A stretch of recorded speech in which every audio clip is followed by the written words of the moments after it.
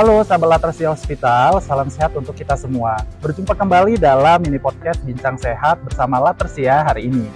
Nah, sahabat Latersia, hari ini kita akan membahas topik bronkopneumonia pada anak bersama dokter spesialis anak Rumah Sakit Latersia.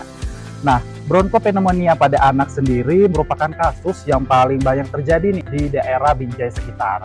Untuk itu, Sobat Latersia, kami telah mengundang bintang tamu kita hari ini, yaitu dokter spesialis anak Rumah Sakit Latersia, Dr. Tengku Benyamin, spesialis anak. Halo dok, selamat datang di podcast kita hari ini. Selamat datang. Ya, boleh kiranya dokter menyapa nih para sahabat Latersia di rumah yang telah bergabung di siaran podcast kita, dok. Halo sahabat Latersia, Assalamualaikum warahmatullahi wabarakatuh.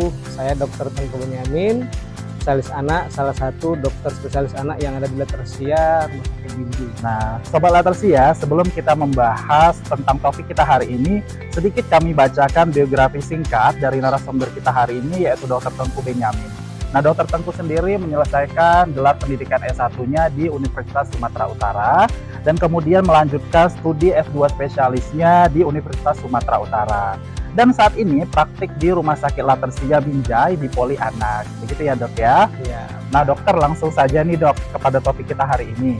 Apa sih sebenarnya bronkopneumonia pada anak ini dok? Boleh sedikit dokter jelaskan kepada sahabat Latersia nih. Jadi yang namanya bronkopneumonia itu merupakan infeksi pada jaringan paru yang menyebar ke daerah bronkus. Jadi ditandai dengan adanya sesak nafas atau frekuensi nafas meningkat yang ditandai dengan jumlahnya yang meningkat sesuai dengan usianya, kemudian demam dan adanya usaha ambilan otot nafas yang berlebihan.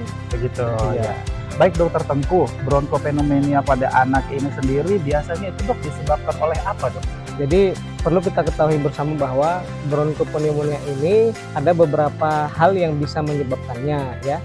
Yang pertama, secara etiologinya atau penyebabnya bisa disebabkan oleh infeksi, bisa virus, jamur, Ya. ataupun bakteri. Dan selalu ada faktor penyebabnya ya, seperti riwayat waktu lahir terkena infeksi paru atau neonatal pneumonia, kemudian berat bayi lahir rendah, kemudian gangguan nutrisi, kemudian pada anak-anak yang biasanya dengan kebutuhan khusus yang tidak bisa membuang dahak ya. Jadi adanya kolonisasi bakteri di saluran nafas sehingga kumannya bisa tumbuh subur di situ sehingga bisa terkena bronkopneumonia. Selain itu paparan dari lingkungan luar ya seperti asap rokok, debu dan asap-asap limbah produksi lainnya sehingga bisa menyebabkan bronkopneumonia pada anak sendiri. Oke.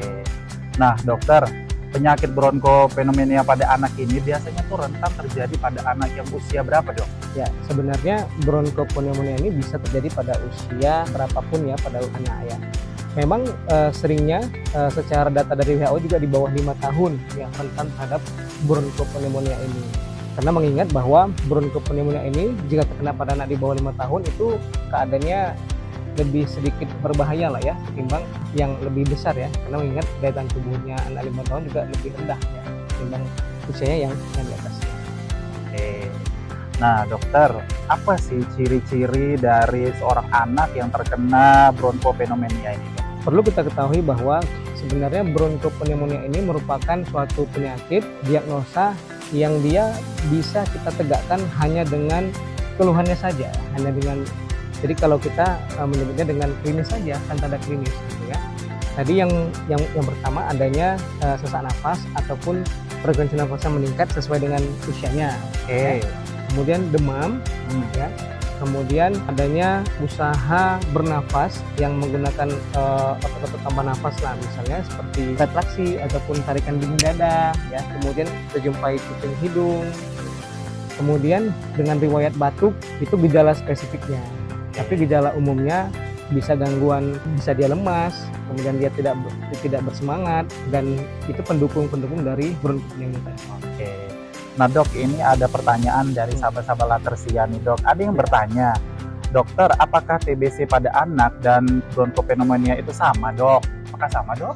Untuk bronkopneumonia sendiri dan TB paru ini merupakan dua penyakit yang sama-sama menyebabkan infeksi pada paru itu sendiri. Hanya saja penyebab dari bronchopneumonia ini kumannya bukan kuman TBC. Mycobacterium tuberculosis atau TBC. Sedangkan kalau TBC ini kumannya kuman TBC. Dan secara klinisnya ataupun keluhan yang diderita pada anak itu juga berbeda. Iya, juga berbeda. Kalau misalnya TBC itu sendiri, dia ada demam, ya, lebih dari demamnya lebih dari 1 minggu bisa, kemudian batuk lebih dari 3 minggu bahkan, ya. Kemudian bisa juga dijumpai dengan sesak nafas, ya. Kemudian kalau bronchopneumonia tadi cukup yang tadi sebelumnya sudah saya jelaskan, ya, bahwa ada sesak nafas, demam, kemudian adanya adanya cara bernafas yang menggunakan otot tambahan nafas tadi, ya. Itu yang paling kita pentingkan. Satu lagi, kalau pada anak itu biasanya TBC itu dia berat badannya sulit naik, apalagi di bawah 5 tahun gitu, karena khasnya TBC ini seperti itu cara kita menandainya pada anak, ya, hampir-hampir mirip tapi tidak sama. Oh, berarti berbeda ya, Dok, Berbeda, ya? karena cara penanganan juga berbeda. Ya, berarti TB dan pneumonia itu berbeda gitu ya, Dok. Nah, dokter, ini ada pertanyaan lagi. Dokter, apakah bronchopneumonia pada anak ini sendiri, apakah itu menular, Dok? Jadi bronchopneumonia ini kan dia tadi sudah saya singgung lah, ya, bahwa ini kan bagian dari infeksi. Jadi kalau infeksi paru ini dia menularnya bisa karena kontak, ya. Jadi salah satunya kita bertemu jika anak itu kontak atau dekat dengan orang yang menderita pneumonia, ya, infeksi paru, maka kumannya juga bisa terkena pada anak-anak yang kontak dengan orang yang menderita bronchopneumonia tadi. Berarti menular ya, Dok? Menular. Ya? Baik, dokter. Apakah seorang anak yang telah didiagnosa nih, dia terkena penyakit bronchopneumonia, apakah itu harus dirawat inap, Dok? Untuk bronchopneumonia sendiri, ya, jika dia terjadi dengan keluhan yang ringan, ya, adanya sesak nafas, tapi tidak menggunakan sesak nafas yang dia kalau kita hitung dengan frekuensi nafasnya, Ya. berlebih nih sesuai dengan usianya, ya. Anaknya ada demam, kemudian ada batuk-batuk, ya. Namun anak tersebut masih bisa, ya, dia makan, masih bisa dia minum, dan masih bisa dengan menggunakan obat-obat makan, ya. Itu bisa dengan berobat di rumah. Tapi jika dengan keadaannya berat, ya, misalnya sesak nafasnya ini sangat berat, kita jumpai tadi yang seperti saya bilang adanya usaha nafas berlebih, menggunakan otot tambahan nafas seperti tarikan dinding dada, kemudian hidungnya kuping hidung, ya, kempis itu tanda dari bronchopneumonia yang berat. Kalau seperti itu keadaannya agak salah, harus dirawat, ya, karena itu kan keadaan emergensi, ya.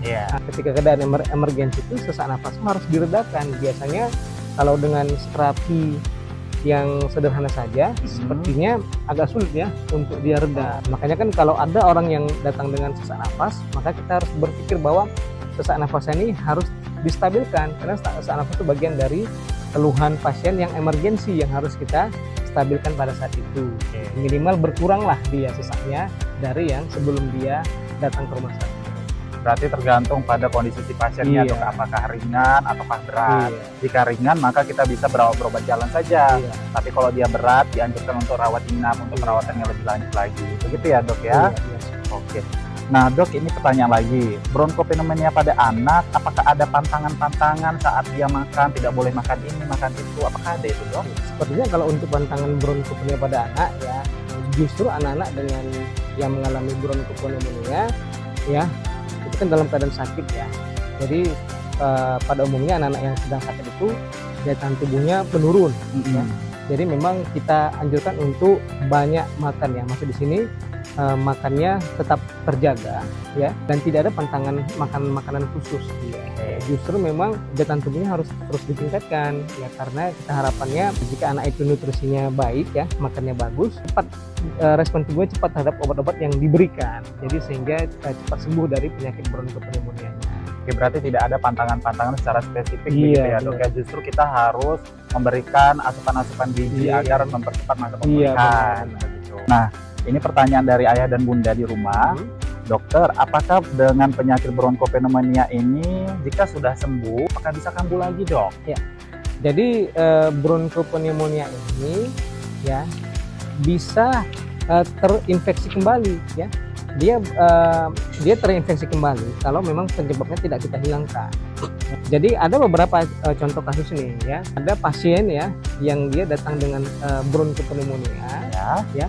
Ketika dia pulang dan kita tracking riwayatnya, ternyata orang tuanya, ayahnya lah ya, rokok aktif nih di rumah ya. Jadi anaknya sering kontak dengan asap rokoknya ya.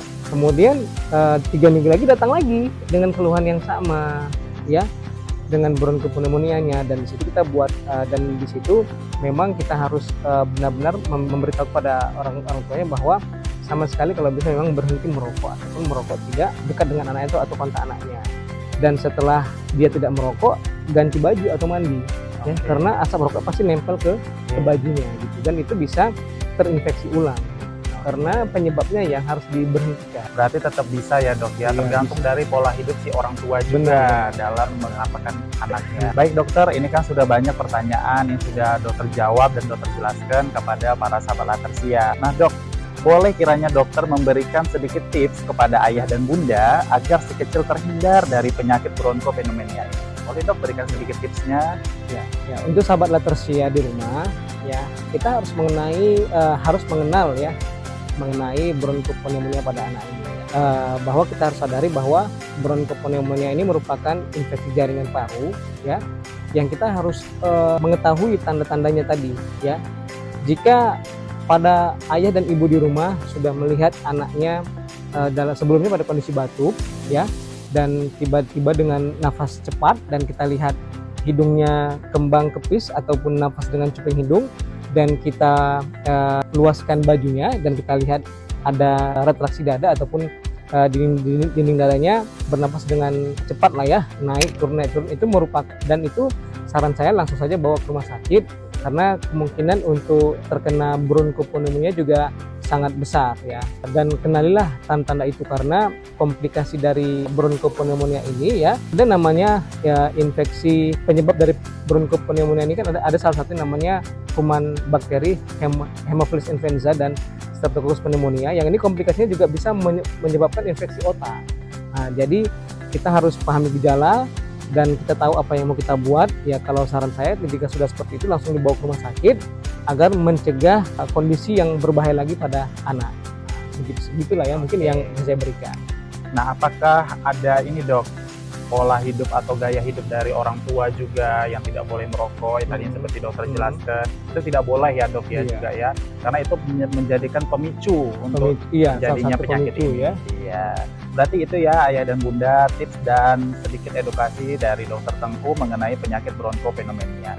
Baik dokter Tengku dan sahabat Latersia yang sudah menyaksikan podcast kita hari ini, terima kasih banyak dok sudah hadir sebagai bintang tamu kita di podcast Latersia hari ini.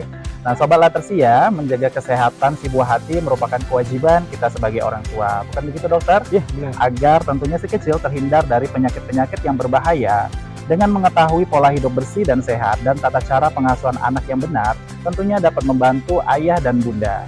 Saya Fadil dan bintang tamu kita hari ini Dokter Tengku. Kami pamit undur diri dari podcast hari ini. Salam sehat, Latersia. Oke.